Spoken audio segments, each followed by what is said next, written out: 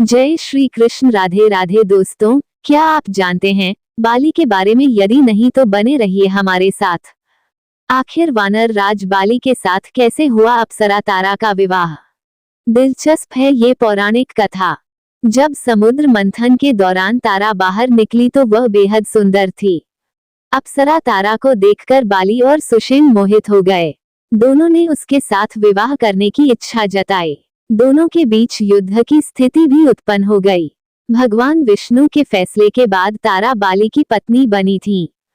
रामायण में जब भगवान श्री राम माता सीता और लक्ष्मण के साथ 14 वर्ष वनवास पर गए थे, तब उनकी मुलाकात कई योद्धाओं व ऋषि मुनियों से हुई थी। वनवास के दौरान माता सीता के अपहरण के बाद उनकी खोज में लगे श्री राम की भेंट सुग्रीव के भाई वानर राज बाली से हुई थी। बाली किष्किंधा का राजा था और उसकी पत्नी का नाम तारा था, जो कि एक अप्सरा थी। बाली व तारा का विवाह किस्मत से हुआ था। आइए जानते हैं बाली का विवाह अप्सरा तारा से कैसे हुआ था। पौराणिक कथा के अनुसार तारा का जन्म समुद्र मंथन के दौरान अन्य अप्सराओं के साथ हुआ था। सतयुग में देवताओं और असुरों द्वारा जब समुद्र मंथन किया गया था, जब 14 मणियां प्राप्त हुई थी, उनमें से एक तारा भी थी। तारा का नाम हिंदू धर्म में पंचकन्याओं में भी आता है।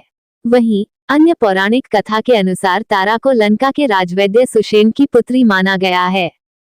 तारा का जन्म समुद्र मंथन से माना गया है और समुद्र मंथन के समय बाली समेत सभी देवतागण लगे हुए थे।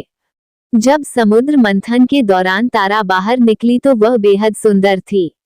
अप्सरा तारा को देखकर बाली व सुषेण मोहित हो गए और उसके साथ विवाह करने की इच्छा जताई। तारा को लेकर दोनों के बीच युद्ध की स्थिति बन गई।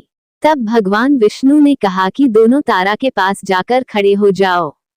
श्रीहरि के आदेश के बाद बाली तारा के दाहिनी तरफ तो सुषेण उसके बाईं तरफ खड़े हो गए।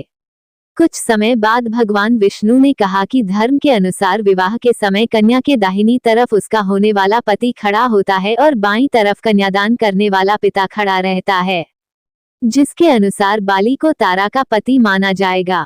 भगवान विष्णु के इस फैसले के बाद बाली ने अप्सरा तारा के साथ विवाह रचाया था।